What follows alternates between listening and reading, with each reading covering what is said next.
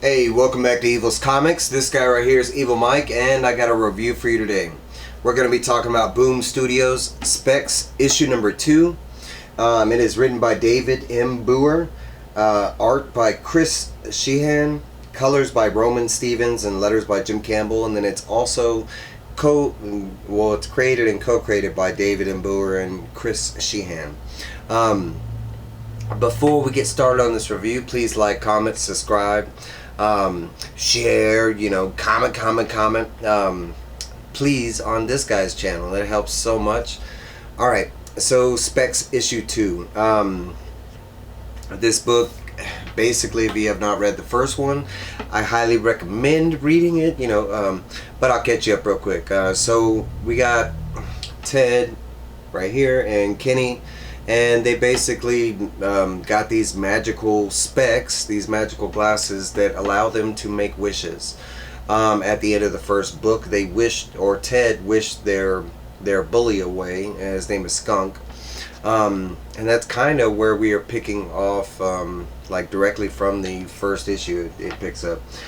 Ted and Kenny are running back, it looks like, to Ted's house. Oh no, to Kenny's house. And Ted has been injured in the fight with Skunk. He had got stabbed by the switchblade that Skunk pulled out or whatever, and he got cut like over here. And so they're in the process of like bandaging it up. They're kind of like freaking out because they wished Skunk away. He just kind of disappeared. Ted kind of has the right motive. He's like, look, we need to destroy these glasses. He sets them on the ground. He grabs his baseball bat because he's a baseball player, and he goes to destroy them. And Kenny's the one that's like, hey bro, maybe we might need to use the glasses to bring back Skunk. We might have to like sit here and talk about this and try and figure it out. In the process, Ted does kind of calm down, and they kind of talk about it and stuff, bring up ideas about like, what if Skunk comes back a zombie, if we don't wish him back right. They do end up, after, back and forth debate, they do end up like, and I'm kind of just flipping through random panels. Most of this is conversation at this point anyways. But they do end up wishing him back, or they try to wish him back. Ted does. He puts on the glasses and he was like, I wish Skunk hadn't disappeared. The glasses show this right here. And basically the rest of the book is them waiting to see if the glasses actually worked in this scenario. While reading this, I was like, how vague can you be? I wish Skunk hadn't disappeared. Which Skunk? The animal Skunk? There's got to be more than one person named Skunk. Okay. Anyways, so we start off and it's like one day missing, and they kind of like go to school like regular. Ted is really worried because because he is a colored person. He feels like the whole school is going to come after him once they figure out Skunk is missing. So he's kind of like, paranoid and freaking out. And Kenny, during that conversation, was the one like, yeah, we'll just wish him back and then we'll see how it goes. So pretty much they are like, every day they're like scavenging the school, trying to see if Skunk actually made it back. Around the 4th day, they start even noticing that some of Skunk's regular friends, his other bully friends, that they're not even acting like Skunk is gone. But eventually on the 7th day, a full week of this guy missing from school and everything, they do overhear that Principal Kingsley actually gave a tardy slip to one of Skunk's friends and actually named Skunk by his real name, thus like kind of breaking that ice with them. Like, okay, well, Skunk just didn't get forgotten, he just disappeared, because they were kind of thinking he got wiped from existence or something. They pretty much, they go their separate ways on that 7th day, and they kind of go, they follow Kenny, and he's going back to that ad where they found the goggles. And as soon as he pulls out the ad and he starts looking at like where the goggles came from, he gets a phone call, and just like it happened before with the specs the first time, he thought it was like, magically going to be them on the other end of the phone, but it's Ted, and Ted's like, hey bro, you got to turn on the news. He was like, nah man, I was reading, I'm practicing for Cal. calculus test, and he's like, no, you got to turn on the TV. And sure enough, on the TV, 1 week later, they have established that Skunk has gone missing, and they've issued a missing persons report. They do show that a vigil is held, and the whole town participates in the search. They kind of do this ironic thing, and it happens a lot in Hollywood and movies and TV shows, that kind of thing. The kid's missing, and all of a sudden, everybody was his friend, and he was the best guy ever. And even at the vigil, Ted and Kenny kind of make a remark about the girl that's supposed to be class president. They don't even remember her name. That's how nonchalant they don't know her, but she speaks so highly of this guy Skunk, even though he was the school bully. She gets to the point where she's crying and stuff, and they were like, she didn't even know him. The next day at school, they do go through interviews, and the book starts out with Kenny, and Kenny, his interview is like, nah, it's not, it's more along the lines of the principal Kingsley telling Kenny, hey, you didn't do it. We know you didn't. Did you happen to see him? Oh, okay, thanks.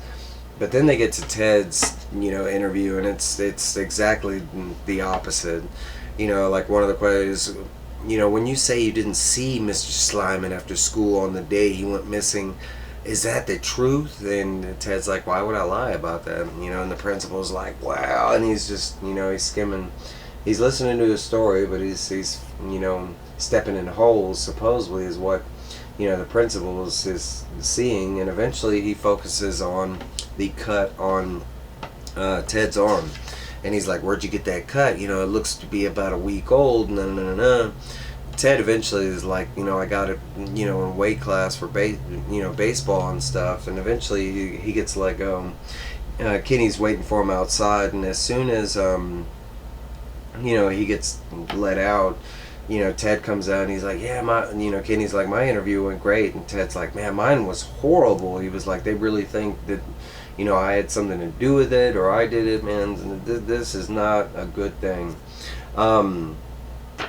They go to later on that night, because Ted does have a championship regional game.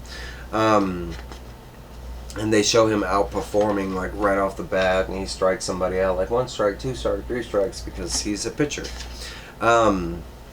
Normally, Kenny states that he would have been sitting with his parents, like over here, and instead he's under the bleachers because he's freaking out. He doesn't know what to do about his friend, because it seems like the whole town just has it in for Ted.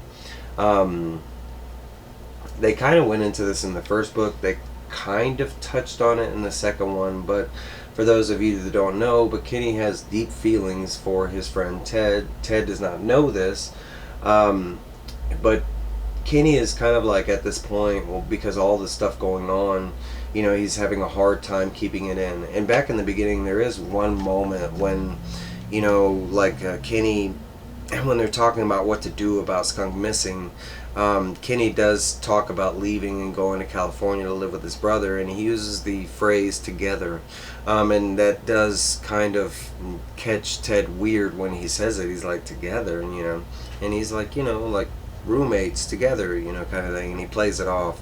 At this point, he is under the bleachers, and Ted just, everything's overwhelmed. The secret that he's keeping from his best friend, kind of thing.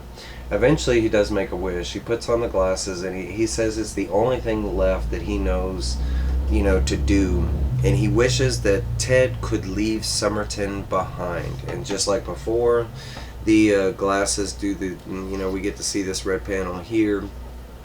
And then after that, the game is finished. It turns out that Ted ended up like breaking a record, and supposedly the book says it never gets beat again. But he ended up pitching a perfect game where no one got a hit. He ended up striking out every player, and they won the regionals. As soon as Ted makes it to the other team, and they start celebrating, they pick up Ted, hurrah, cheer, and then sure enough, the cops show up, and they're like, Theodore Reynolds, you're under arrest, for the, and they try not to say it at first, but it's because Ted's parents, they run down from the bleachers, and they're like, hey, what's going on? Why are you putting handcuffs on my son? the cop is like, oh good, you're here, you know. Oh no, this is the principal, I'm sorry. The principal Kingsley is like, good, you're here, and you know, I wanted to talk to you in private, can you follow us to the station? And the parents kind of get irate, and the officer is like, look, you know, we have evidence that proves that, you know, Ted is guilty for the murder of Bernard Slyman, aka Skunk. And basically they take away Ted. At the very end, we have like Ted screaming at Kenny, and Kenny's got the glasses, and he's like, make a wish, Kenny, make a wish. And all we see from Ted is that he had already made the wish, and it looks like this is the wish coming true. It looks like Ted is leaving Somerville, or wherever the place is called. But that is where this issue leaves off. There is no hint, like a cover or nothing like that gives us a little taste of what's coming next. But that is issue number 2 from Specs. I want to say it's still, I liked it, and I still like the series, that's why I'm picking it up. But right now it's in my half didn't like. I love this issue. I love the first issue. It reads well. The art is great. It's more along the lines of the writing and some of what they're, you know, saying, like the characters would say, or, you know, that there's a couple mentions it's not really maybe the writer's fault. It might be Hollywood's fault, but they always do this thing where it's a zombie movie, and all of a sudden the entire cast of the movie has never heard or seen or has no idea what a zombie is. And this is kind of like this. You know, you think when it comes to wishes, everybody wants to make a wish, you know, so I think as humans, you know, we've invested some time into what we would wish for, or, you know, at that time what would be the most demanding thing you would wish for, you know. And it just seems at first, and I know these are teenagers, but still that they were just kind of random, you know, weird things. Even the 2 wishes that we got in this book were extremely vague. I mean, the skunk thing, I mean, it could have been, you know, the genie or whatever's listening to the wishes being said, you know, I don't know if it's a genie, but the glasses are listening to the wishes, and they're trying to make sense of what these guys want to happen from the wishes. I don't know, but these are my thoughts. It's still on my pull list. I was very excited about this book, like I said. I'm still waiting for it to get to a horror aspect. It's supposed to be a horror story. So far, that is not here. It's just a good tale, I would say. But that's my review. Let me know what you're thinking about the book. I know a lot of people are really digging this story. Don't take what I said, you know, I'm like I said, I'm still liking the book. I'm still picking it up, but right now it's in that half column. But hey, that's my review. Please like, comment, subscribe. Leave all your comments down below. Let me hear what you're thinking about this book. You know, if you haven't picked it up, what'd you think about the review, you know, that kind of stuff. Alright guys, I got more reviews coming. I will see y'all later. Bye!